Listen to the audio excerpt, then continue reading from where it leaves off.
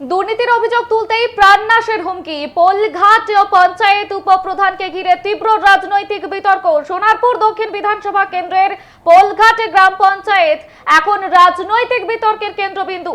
দুর্নীতির অভিযোগ তুলতেই প্রাণনাশের হুমকি। অভিযোগের তীর সরাসরি উপপ্রধান আখন্দ আনোয়ারুল এর হকের দিকে। ঘটনার পর সোনারপুর থানায় লিখিত অভিযোগ দায়ের করেন তিনি। পুলিশ জানিয়েছে অভিযোগের ভিত্তিতে তদন্ত শুরু হয়েছে।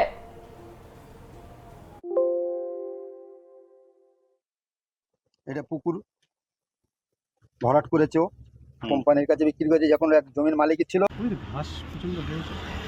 আপনারা কোথেকে এসেছেন? আমি প্রেসের।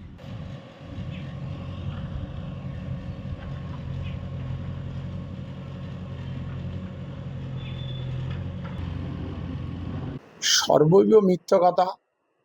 প্রশাসনকে আমি অনুরোধ করব, আজও পর্যন্ত আমি এখানে 1993 সাল থেকে পঞ্চায়েতের হয় প্রধান নয় উপপ্রধান হয়ে আছি এবং 2084 সালে আমি মমতা ব্যানার্জির এমপি রিপ্রেজেন্টেটিভ ছিলাম এমপ্লয়মেন্ট এক্সচেঞ্জের। যখন উনি যাদবপুরে আমাদের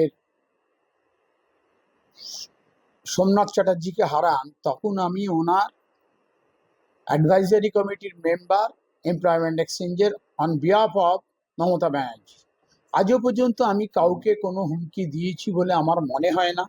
আমি প্রশাসনকে অনুরোধ করব, বরঞ্চ যারা বলছে তারা আমাদেরকে হুমকি দিচ্ছে, বিভিন্নভাবে ঝগড়া করার চেষ্টা করছে। আমি কাউকে কোনোরকম হুমকি দিইনি।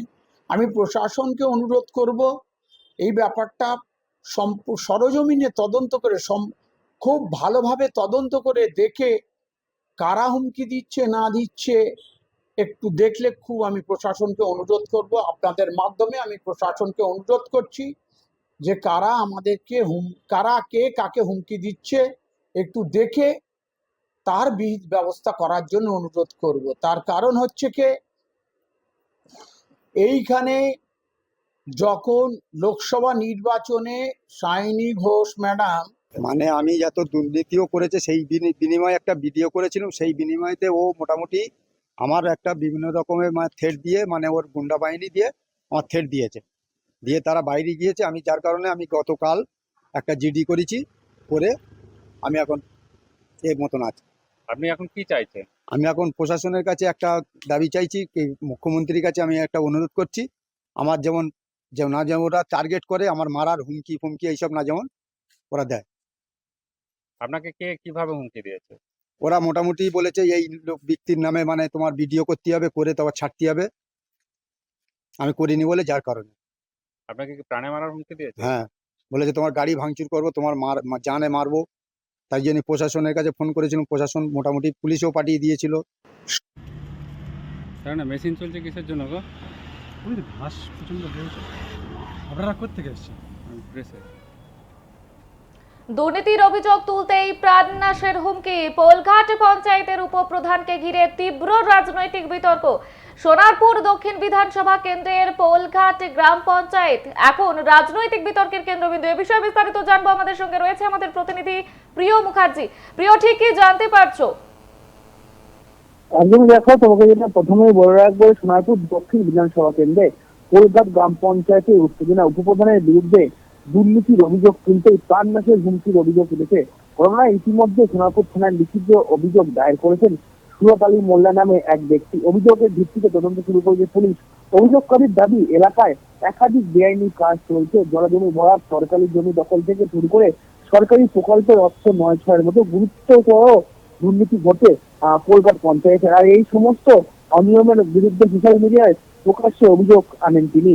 আর সেই অভিযোগ প্রকাশের পর থেকেই তাকে বিভিন্নভাবে ভয় দেখানো হয়, এমনকি প্রাণনাশী হুমকিও দেওয়া হয় বলে অভিযোগে আঙুল উঠেছে পোলঘাট গ্রাম পঞ্চায়েত উপপ্রধান আখন্দ আনোয়ারুল হকের বিরুদ্ধে। তবে সমস্ত অভিযোগ অস্বীকার করেছেন তিনি। তার বক্তব্য, সব অভিযোগ ভিত্তিহীন। পুলিশ যাতে সঠিক তদন্ত করে প্রকৃত সত্য প্রকাশ করে সেই দাবিও জানাচ্ছে তিনি। পাল্ট অভিযোগ তিনি জানিয়েছেন তাকেও হুমকি দেওয়া হয়েছে কিছু মহলের তরফে। ঘটনাকে কেন্দ্র করে পোলঘাটে ব্যাপক চাঞ্চল্য ছড়িয়েছে, রাজনৈতিক মহলেও উত্তাপ ছড়িয়েছে এই অভিযোগ ঘিরে। বাম নেতা সুজন চক্রবর্তী কটাক্ষ করে বলেন যে তৃণমূল হাল ভালো নয়, আর তাদের মাথায় এদের রাখা উচিত না। কলকাতার দুর্নীতির অভিযোগে এবং পরবর্তী হুমকির ঘটনায় ফের একবারও সামনে উঠে আসছে স্থানীয় প্রশাসন ও রাজনীতির আসক্তি সম্পর্কে চিত্র। ঘটনায় নজর রাখছে সোনারপুর থানার পুলিশ। ধন্যবাদ প্রিয়, সঙ্গে থাকো। আপনাদের আবারও জানিয়ে রাখি, দুর্নীতির অভিযোগ তুলতেই প্রাণনাশের হুমকি রীতিমতো পোলঘাট পঞ্চায়েতের উপপ্রধানকে ঘিরে তীব্র রাজনৈতিক বিতর্ক শুরু হয়েছে।